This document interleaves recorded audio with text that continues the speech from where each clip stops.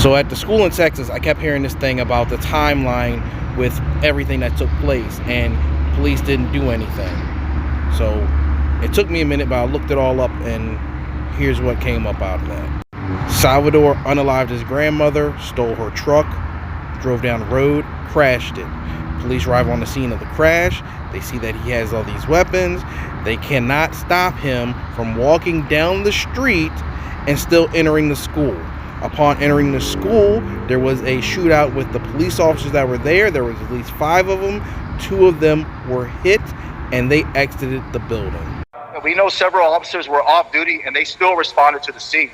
Again, trying to establish exactly the timeline as far as the response time. We know that officers were on scene. As I mentioned earlier, we had the school resource officer that was initially on scene, still again trying to establish his role. We had secondary officers that arrived on scene that were actually met with gunfire upon entering the school. So we know law enforcement was there. There was an immediate presence from law enforcement. But again, trying to establish a timeline, we need to gather all those facts, working with FBI, trying to gather surveillance video, talking to witnesses. So again, right now, we do not have an accurate or a concrete timeline to provide to say the gunman was in the school for this period. So we want to provide that factual information once we're able to obtain that.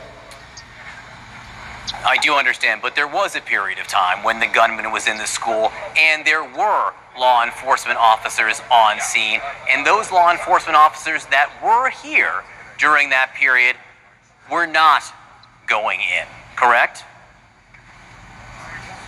Well, as I mentioned, there was 2 officers that did make entry when that shooter was. Now, there's a reason he was dancing around that question, and this is why.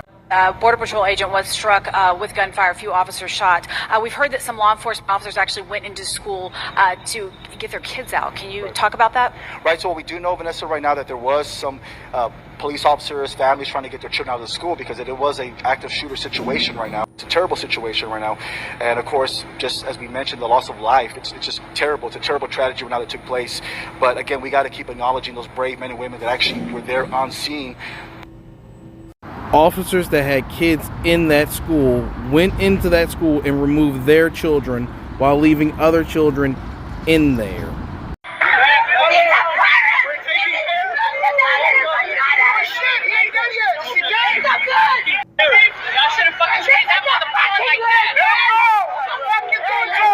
Parents were willing to go into that building unarmed to get kids out of there without the help of the police. You can hear a man yelling, "They're not done shooting yet." For 40 minutes, they had to sit out there and listen to their loved ones be slaughtered. The cops saved their own and said, forget everybody else.